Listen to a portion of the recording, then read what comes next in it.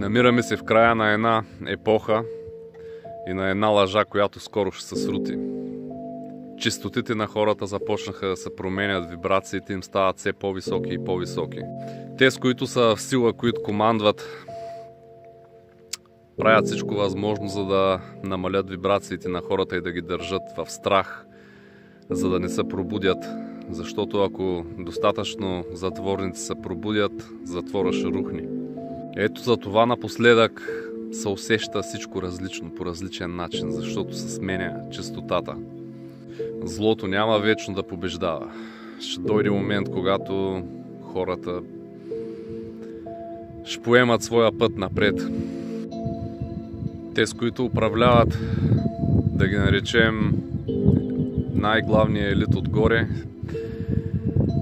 постоянно опитват с разни техни си методи да изопачават духовността, измислят фалшиви религии и т.н. Истинското добро духовно знание е скрито за хората и въпреки това няма да победят накрая. Запомни, ти си повече от име, повече от код, от ЕГН, който носиш.